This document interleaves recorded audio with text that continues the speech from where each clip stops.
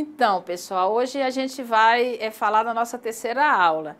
Hoje, efetivamente, a gente vai entrar na educação do campo. Mas, para a gente entrar na educação do campo, eu quero lembrar o que é que a gente discutiu na primeira e na segunda aula. Na primeira aula, nós discutimos a questão da formação do ser humano, né? A importância, a forma como se dá a formação humana, a questão do trabalho, a produção da vida humana através do trabalho e a importância da escola enquanto um lugar privilegiado de formação do ser social. Nós não dizemos, não afirmamos com isso na nossa aula, que a escola é o único lugar de formação. Não, longe disso. A gente trabalhou, inclusive, um conceito de educação muito amplo, de que é educação e tal. É como uma necessidade, a formação humana, a nossa constituição enquanto gênero humano. Na segunda aula, só lembrando, a gente trabalhou com a questão agrária e os modelos de desenvolvimento no campo, porque a ideia ali era a gente fazer um debate de que no campo tem um índice de educação bastante precarizado, mas esse índice de educação bastante precarizado, ele está fortemente vinculado com a forma como foi organizado o espaço agrário brasileiro, que concentrou a terra, concentrou a renda, concentrou a riqueza, e, nesse sentido, concentrou também o conhecimento sistematizado, concentrou também as formas que o trabalhador pudesse ter acesso ao conhecimento.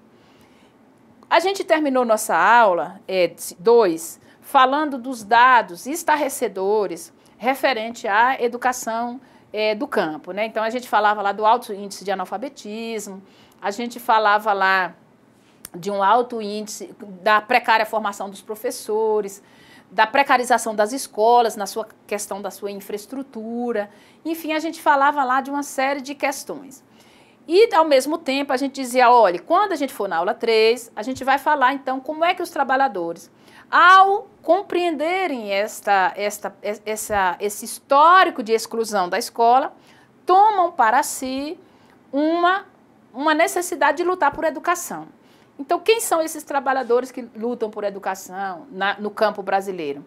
São os mesmos trabalhadores que lutam pelo acesso à terra, são os mesmos trabalhadores que lutam pelos preços, por infraestrutura no campo, por estradas, por preços mínimos. Então, observe que tem uma luta casada. Ao mesmo tempo que você luta pelas condições de existência no campo, essas condições de existência não fica de fora a luta por educação. Então, é por isso que nesta aula 3, nós vamos discutir o que é que constituiu esta proposta que nós chamamos de educação do campo, né?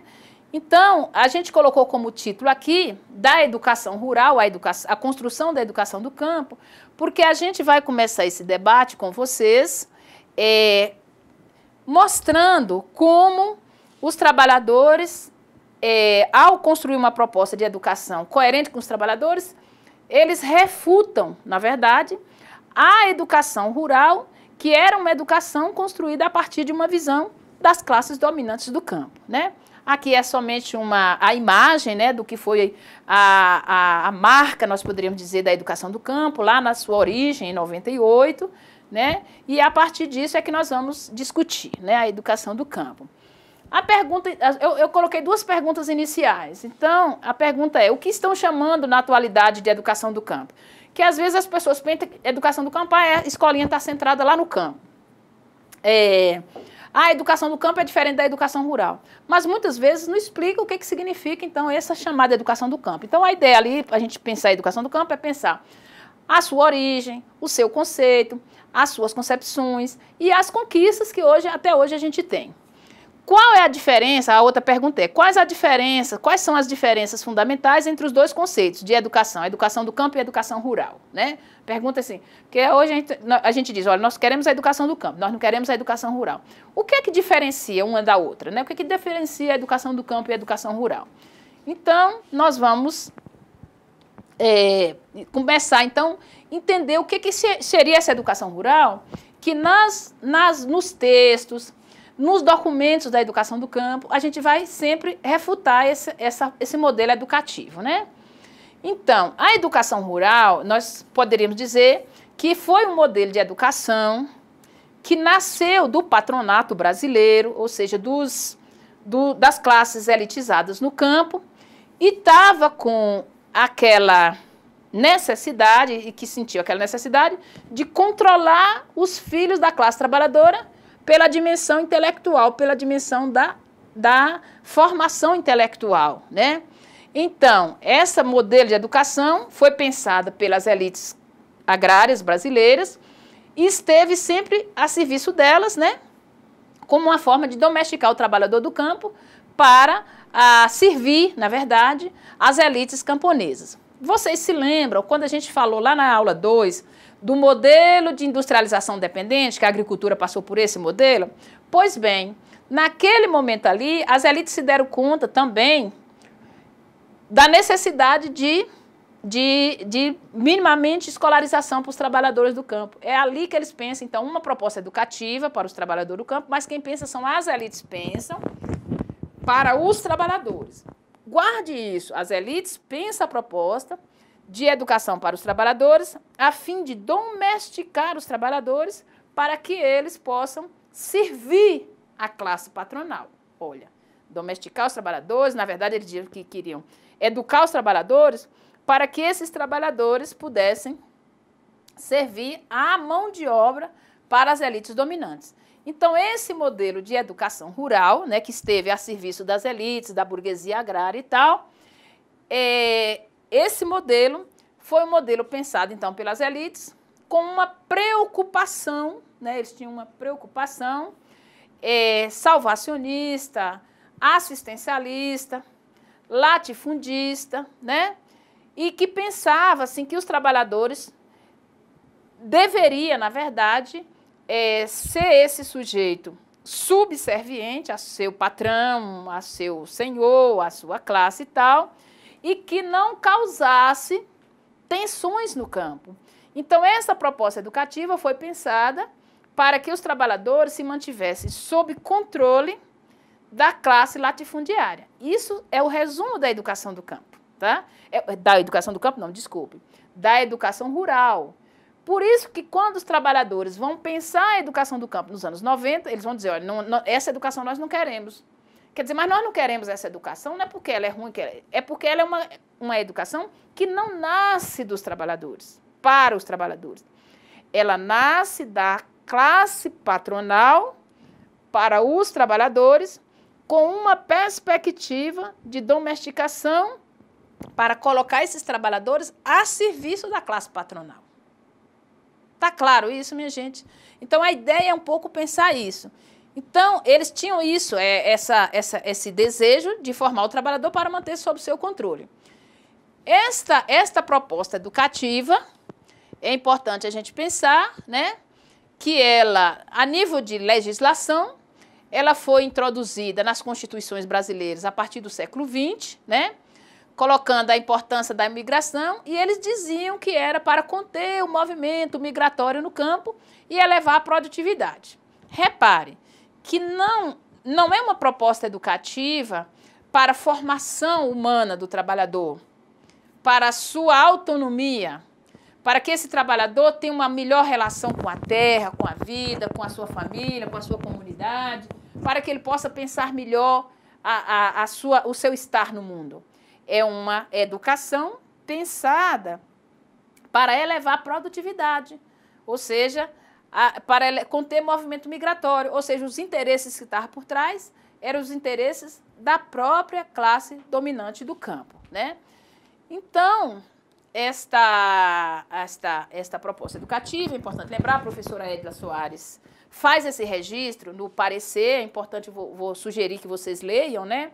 O parecer do Conselho Nacional de Educação, que foi feito pela professora Edila Soares, que ela retoma toda essa trajetória do que foi a educação pensada pelas classes dominantes no campo.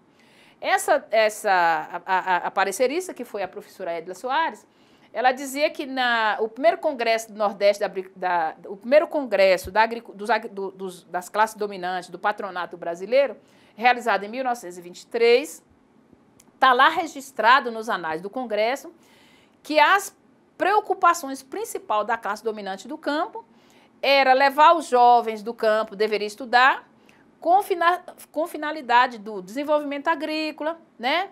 E, ao mesmo tempo, eles falavam que queriam transformar os jovens e as crianças do campo de indigentes. Olha como é que a classe dominante pensa os trabalhadores, indigentes, e eles queriam, através da educação, transformar essas crianças indigentes, filhos de trabalhadores, em cidadãos pré-estimosos, ou seja, enquadrar essa criança, esse jovem, ao modelo das elites. Ou seja, você é um filho de trabalhador, na visão das elites, né, você precisa ser um civilizado, um pré-estimoso, um cidadão, né, porque você é um indigente, porque você não se enquadra a essas questões.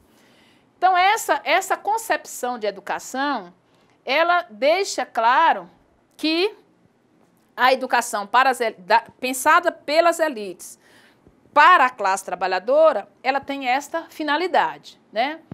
E como é que as elites colocou esta concepção em prática? Através dos programas de extensão rural, né, que foi implementado no Brasil no pós-guerra, né, transformando, geralmente era um ensino informal, transformando o homem do campo, segundo ele, em num modelo de fazendeiro norte-americano, que ele chamava de farmer norte-americano, e através de um programa de educação de base. Qual era o objetivo desses programas? Segundo eles, eram combater a carência, a subnutrição, as doenças e as ignorâncias dos trabalhadores e outros fatores, segundo eles, que envergonhavam o país.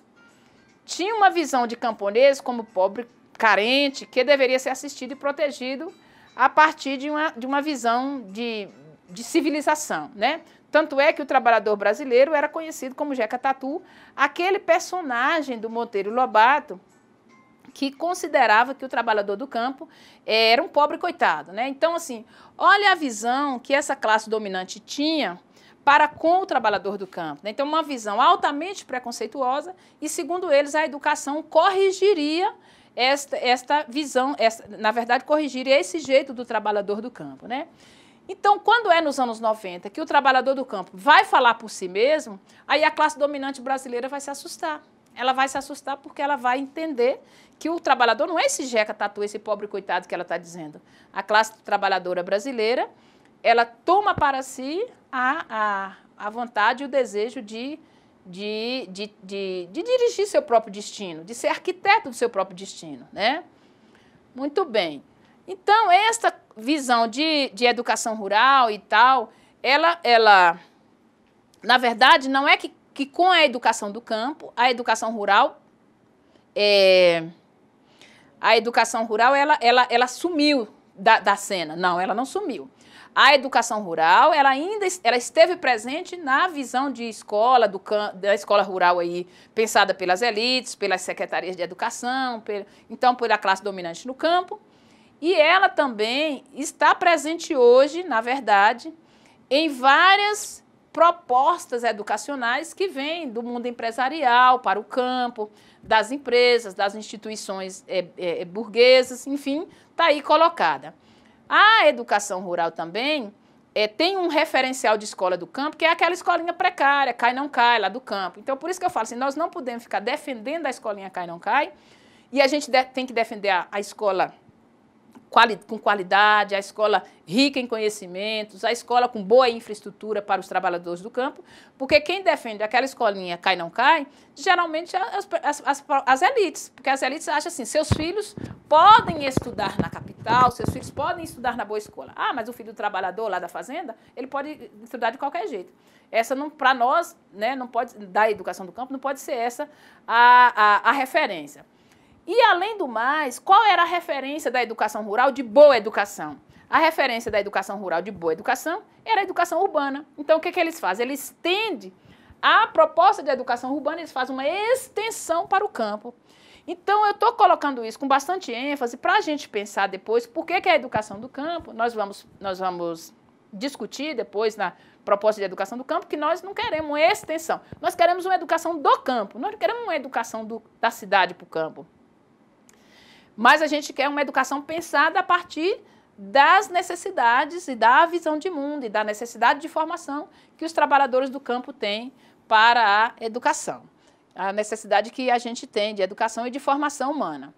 Então, na verdade, isso que a gente colocou anteriormente, que o Estado brasileiro, hoje, na verdade, o Estado brasileiro, a partir dessa realidade pós-golpe, está deixando aberto, na verdade, a educação brasileira para que a educação rural tome conta. Então, isso a gente precisa ficar bastante atento nos lugares onde a gente atua. Nos lugares onde a gente atua para que as propostas de educação do campo floresçam e não a proposta daquelas mesmas empresas que a gente falou na aula 2, a Monsanto, a Odebrecht, a Fibra, o Instituto Souza Cruz, todo esse pessoal, eles agem diretamente nas escolas através de projetos e programas. Eu tenho uma pesquisa que eu fiz lá no sul da Bahia, da atuação das empresas de celulose nas escolas do campo, ou seja, eles chegam na escola do campo e eu afirmo que eles fazem uma espécie de assalto da subjetividade dos filhos dos trabalhadores camponeses. Por quê? Porque eles querem pegar que essas crianças pensem e ajam em coerência com os princípios da empresa, ajam em coerência com os princípios do grande capital, né? Que é contrário aos princípios da educação do campo. Então, assim, só para a gente fechar essa parte da educação rural. Então, a educação rural é uma proposta educativa pensada a partir das classes elitizadas, das classes dominantes do campo, visando formar o filho da filha do trabalhador para que eles possam agir coerentemente com o projeto da classe dominante. Isso é na educação. A referência de escola para eles é a educação urbana, é a escola urbana. Essa para eles é a escola boa, eles estendem ela à escola rural.